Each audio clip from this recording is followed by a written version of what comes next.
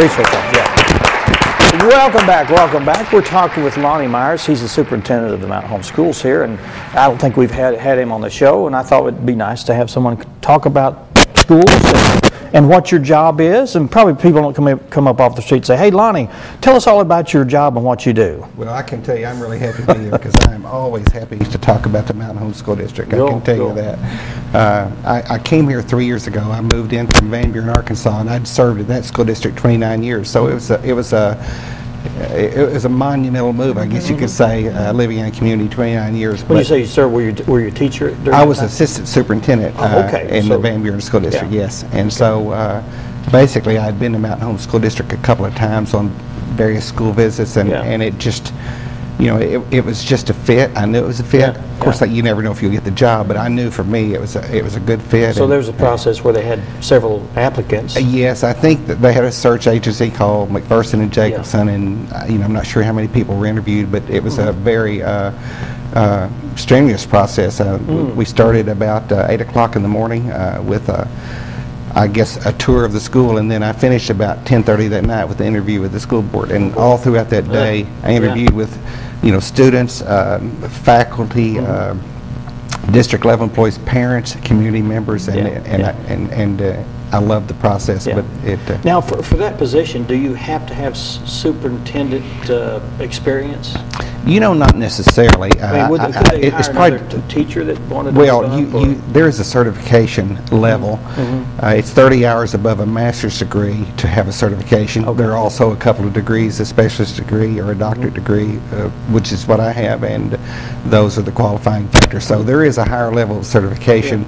It's about, I would say, the total number of hours, master's degree, and the certification is probably about 60 hours above a bachelor's degree to get to that certification level. But I think, you know, at least having served as an assistant superintendent, it would be desirous. I could not have imagined stepping into a job of the magnitude of here in Mountain Home without some experience at the central office level. Now, what's the challenge versus being a vice superintendent in that area where you came from, and this one being the full superintendent? Is there a challenge there, or is it easier? There is a challenge, and as an assistant superintendent, I worked for the superintendent. I was very task-oriented, so he would give a task, I would complete the task. I thought I was really good at that. But I think in terms of the superintendents, it's more about leadership.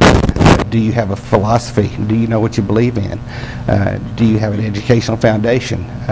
You know, how do you stand physically with money? Are you conservative? Are you not? You know, so there are a few fundamental things I think that go with leadership in the superintendent's difference. One is, of course, leading, knowing what you believe in, and then leading, because the most successful leadership is never going to be about being a dictator, or you know, it's going to be about leading, somewhat like a shepherd would lead sheep, I guess. So that, but the other thing that really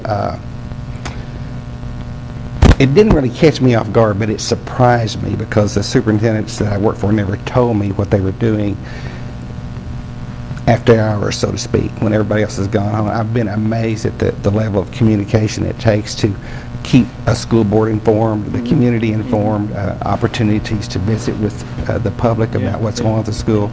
It requires an enormous amount of time and energy, which I have both, so it's good. Speaking of leading, what direction do you want to lead Mountain Home Schools? What are your challenges? Well, let me talk about what I believe in leadership first, because this community and this school district has a mission and vision that I believe in 100%. The mission was here when I got here, and that was a commitment to excellence in education. What we tried to hone in that first year is, what's the vision? And the vision was, as worked on by a broad-based group of people, was to reach every student every time. So now our mission and vision is committed to excellence in education, every student every time, with an exclamation point. It's that important, reaching every student every time. Now, what is the challenges? You can probably reach about 75 to 80% of the kids with good, solid instruction in the classroom, but there's about 20% that are, for whatever reason, more difficult to reach. Maybe it's a learning issue, maybe it's another issue. So it takes resources, human and monetary resources, to hit the last 20% where you keep trying to achieve that utopia of every student in your district leaving high school and finding their spot in this world. And so that's the challenge, because it is utopia, and you keep chasing it and reaching for it, but... Yeah, well, education is not a one-size-fits. I've been teaching for 22 years, actually, and education is not a one-size-fits-all. I used to tell people, I'd say, you've got that middle group of students that you're teaching, and I said, then you have that group that really doesn't need you. They're really bright, and if you don't do something to keep them extra motivated, you're going to lose those. And then you have the ones who struggle, and so to walk that line in the classroom, to give instruction to the majority of the students who are on grade level, basically. And then you've got the ones who need something extra, and then you have the ones that need something extra but in a different way. And there's no such thing as a one-size-fits-all. If you don't mind, I'll just kind of hit those two areas you talked about. As far as, you know, I'll say the group of kids that are at that top end intellectually, it's a challenge to meet them. I mean, you feel as a teacher, well, they're smarter than me, how can I ever reach? Yeah, they're bored in here. What am I going to do? Yeah, they're bored with how do I get that? Yeah. But at any rate, recently our district was given what's called an Act 56 award, which is a Gift and Talent award. It's given there was given to only 2 schools, and those schools 3,000 above, and we were one of them this year. And of course, I'm proud of that, because that means that our AP program is humming pretty good.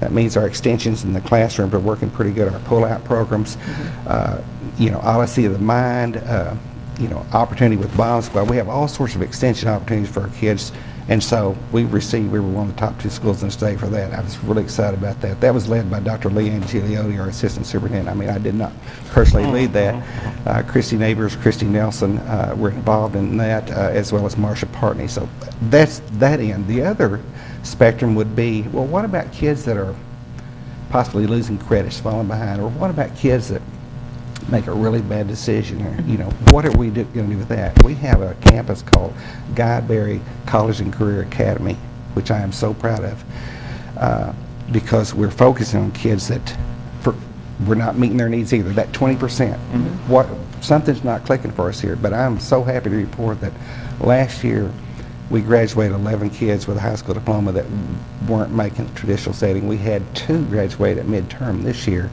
and we're going to have about another 11 more this spring. And so there's some 25 kids or so. I didn't really do the math, but about 25 kids in 2 years that we're not going to graduate. Those same kids are accessing college credit courses like welding with ASU Mountain Home. We call it College and Career Academy, so if you call it that, you need to offer it. And so for those that would say, well, you know, there are some kids that just can't learn, and I say that's not right. You just have to individualize, differentiate till you find. We're not all going to be brain surgeons. Yeah, that's right. And so at any rate, but once again, we're chasing utopia and we haven't hit it yet, but we're going to keep trying. Well, it takes a large staff to make that goal possible, doesn't it? It does. But you can't have lackluster. You have to have vision-oriented people in there to get that goal. I think so. And back to that vision, there was a time in my career where I thought, you know, having a vision or something like that was just like, let's just come to work and get the job done. But the longer I've lived and the longer I've worked, the more I hang my hat every day on what is the vision, because it's what gets you up every day. Are there kids still left that you lost one that dropped out, or maybe even decided to go to homeschool because you thought you weren't meeting their needs, whatever the reason. But my goal is every student that comes to Mountain Home has a good experience. They all graduate, they all find their spot in the work world or college or whatever it is, because it's that important. Our economy hangs on it, world peace hangs on it, because public education is always going to be a need. There are those that would say, well, we can do this, we can do that, we can, you know, there's private schools, there's charter schools. Well, for kids in poverty, public schools are always going to be a need, for no one else. So I think public schools are the backbone of America. I've dedicated my life to it. I believe in them, and in our area of the state, I'm so tickled that we always seem to lead the way with academic performance. Probably more than you wanted to hear on that. No, not at all. I enjoyed that. You, right before you came on, we were talking a little bit about what we wanted to talk about, and you made mention of resource officers, and that stuck with me because we had the sheriff on here, Montgomery, on here a couple weeks ago, and he said that his resource officers may be in a threat of being taken out of the budget. How important is that to schools? Well, it's huge. As I said a while ago, you have to believe in something. And in terms of school safety, what I believe in and what I've believed in for many years is the school resource officer is your best bet for school safety. Now, I think we all realize that nothing is 100%. But the reason I believe in that is because what I saw happen when we first started doing school resource officers, I believe it was in the 90s in Van Buren, but the 80s were kind of a tough decade. I was an assistant principal during that time. Oh, we had problems. So eventually we evolved to school resource officers.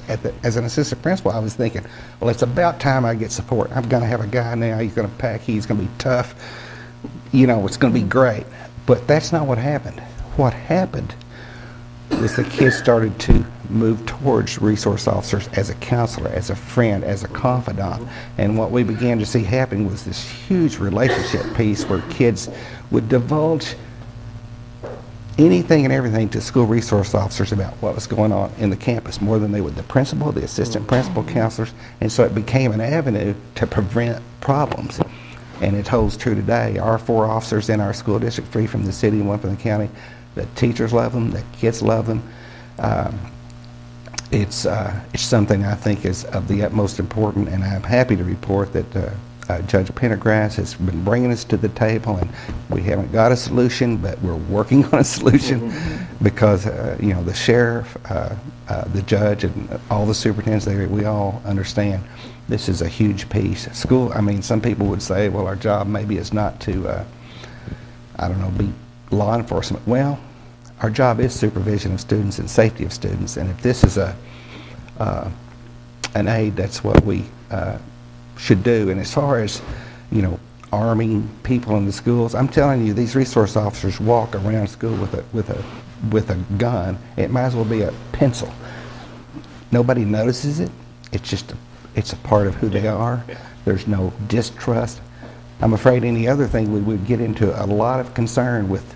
You know, I sure don't want to be the one packing the handgun in school because I haven't been trained properly. Yeah. I would want to do the right, but I don't have the skill. But these resource officers do. When there is something happens on your campus that is anything in the criminal element, they can take over it. They know the law. It takes the pressure off the principals to handle students, deal with what they know, which is schools. Yeah. It's the best thing going. I support school resource officers 100%. Well, I hope there's a solution to that issue. We're going to keep working on it. We sure need one. Well, the good news is for Mountain Home is with the city, we're solid. We have 3 resource officers, but you know, I want all 4. They each have their place. For example, the county officer, Mandy Love, teaches DARE classes, basically drug awareness, and she teaches, I don't know, 4 classes a day. Let's say roughly 100 kids a day. She's teaching and modeling and building relationships with them about making good decisions. So they're all important. That's good. You know, we haven't touched a lot of topics that you're just bringing up, and I'd like to talk about. Can we ask you to come back at some time? Oh, I would love to. I hope I haven't bored you or just rambled. No. I think but I have a lot of passion for the work, and I believe in what we do, and I sure believe in Mountain Home Public School System. And you know, I was going to mention all sorts of really good things, but I've enjoyed the conversation. I'll have you come back. Maybe we can talk next time about what's going on at the school, and because you know, the students definitely number one. Behind that, teachers. What happens in the classroom is what makes schools tick. So what do we do to support teachers? And of course, after that, good leadership in our principals' positions. I'd love to talk about that sometime. We'll have you talk about that next time here. Thanks, Lonnie. Appreciate you being here. I sure enjoyed being here. All right. We'll take a break. All right. Yep. And then we'll be talking about driver safety classes. Stay with us.